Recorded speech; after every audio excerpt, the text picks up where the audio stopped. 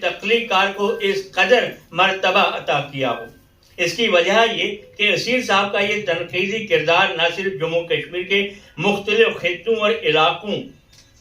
کے ادب اور ادبا کی تاریخ رقم کرنے میں توازن قائم کر رہا ہے، بلکہ ہمارے دورانے میں جہاں زندگی انتشار کی صلیب پر اٹکی ہوئی ہے، تصورات اور امکانات کا توازن بھی لازمی ہے، کیونکہ ماہرین کا خیال ہے کہ کشمیری ادب کے توازن کا طوطا پنجرہ توڑ چکا ہے اور بقول للدت کے ایک کچے دھاگے میں اٹکا ہوا ہے۔ میں اسیر صاحب کی شخصیت اور طبیعت سے ذرا سا واقف ہوں، یوں دعویٰ کے ساتھ بلا خوف تردید کہہ سکتا ہوں کہ اسیر صاحب دانستہ اور غیر دانستہ طور پر بھارتی آئین کی، ہندوستانی اقدار کی اور کشمیر کی روایات کی آبیاری کرنے والے ایک ممتاز ادیب ثابت ہو چکے ہیں۔ توازن ایک عقیدہ ہے بزرگوں کے تئیں، توازن ایک عبادت ہے ادب کے واسطے، توازن ہم وطنوں کے لیے ایثار کا ایک خوشگوار گلدستہ ہے، توازن اہل قلم کے لیے ایک علم ہے جو اسیر صاحب کی علمی بصیرت کا پرچم لہراتی ہے۔ کشمیری ادب میں خاص طور پر اس دور کے رجحانات کا سامنا کرتے ہوئے بھی اپنے انفرادی اصولوں کو قائم رکھنا کوئی معمولی بات نہیں۔ ہمیں یہ سمجھنا ہوگا کہ ان دنوں سیاسی حالات کا جو منفی اثر ہر انسان کے ذہن پہ حاوی ہے، اسے ذہن کی دیوار سے پرے رکھنے میں ادیب کو کتنی جستجو کرنی ہوگی، لیکن اس جستجو کے لیے ذہن و دل میں ایک آرزو ہونا لازمی ہے۔ توازن یوں وقت کی تصدیق شدہ روایات اور موجودہ حالات کی مشق شدہ نہج کے درمیان بھی ایک توازن ہے۔ اسیر کشتواڑی اس کے لیے صد مرحبا کے مستحق ہیں۔ توازن کا ادبی رجحان ایک نیا تاثر پیدا کر رہا ہے۔ مجھے افسوس ہوتا تھا کہ ہمارے نام نہاد تنقید نگاروں کو چند گنے چنے برگزیدہ قلمکاروں کے علاوہ کوئی نظر ہی نہیں آتا تھا، مگر اسیر صاحب مبارکباد کے مستحق ہیں کہ انہوں نے اس رجحان کو تہس نہس کر دیا اور ان نوجوان ادیبوں کا بھی حوصلہ بڑھایا جنہیں اس کی بہت حاجت ہے۔ میں اسیر صاحب کو دور اندیش اور دوربین گردانا چاہوں گا کہ انہوں نے ہمارے نام نہاد نقادوں کو تعصب کی عینک اتارنے پر مجبور کر دیا۔ ہمارے دور میں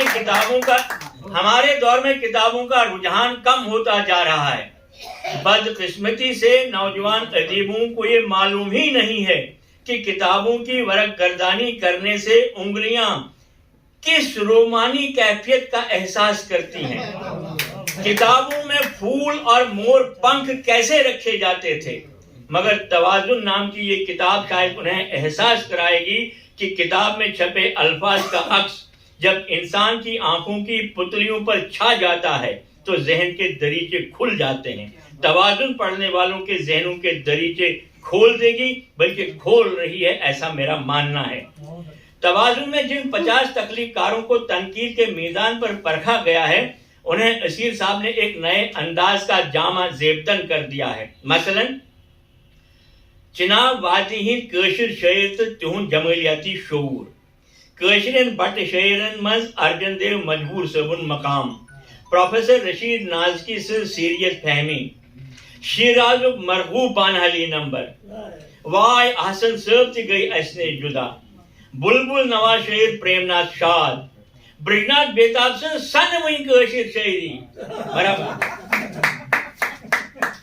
یعنی ان کے جو عنوانات اور مفہوم اور اس کا پھر تبصرہ،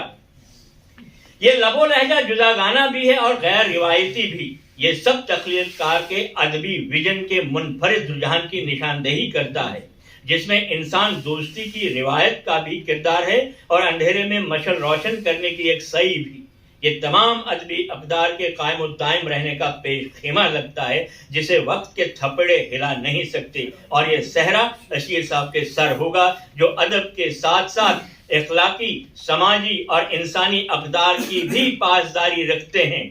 چچا غالب سے معافی مانگتے ہوئے میں کہوں گا، یہ مسائل تصور، یہ تیرا انداز بیاں اسیر۔ اسیر صاحب اپنی تنقید میں ادبا کے ساتھ ایک قرابت کا، ایک اپنے پن کا احساس ضرور دلاتے ہیں، مگر ان کی تخلیق جذباتی نہیں، اس لیے وہ اپنی بات کو، اپنے تاثر کو طول دینے کی بجائے دوسرے ادیبوں کی رائے کو پیش کر کے اپنے تبصرے کو مستند بنا دیتے ہیں۔ توازن کی ایک اور خوبی یہ بھی ہے کہ اس میں شامل ادیبوں کی تخلیقات پر تبصرہ ان کی شائع شدہ کتابوں کے حوالے سے پیش کیا گیا ہے۔ وہ ایک طرف ادیب کی ذاتی زندگی اور اس کے ادبی کارناموں سے بھی واقف کراتے ہیں، تو دوسری جانب تواریخی حوالوں سے نہ صرف پڑھنے والے کی معلومات میں اضافہ کر دیتے ہیں یا پڑھنے والے کے لیے اس کے پڑھنے کے عمل کو آسان اور میٹھا بنا دیتے ہیں، بلکہ اپنے وسیع مطالعے کا بھی تعارف کراتے ہیں۔ یوں ہم اسیر صاحب کو بھی ایک متوازن نقاد کہہ سکتے ہیں۔ توازن ان کی قدر و قیمت میں چار چاند لگا دیتی ہے، اور میں انہیں زور قلم اور زیادہ کی دعا دیتے ہوئے آپ سے اجازت چاہوں گا۔ بہت بہت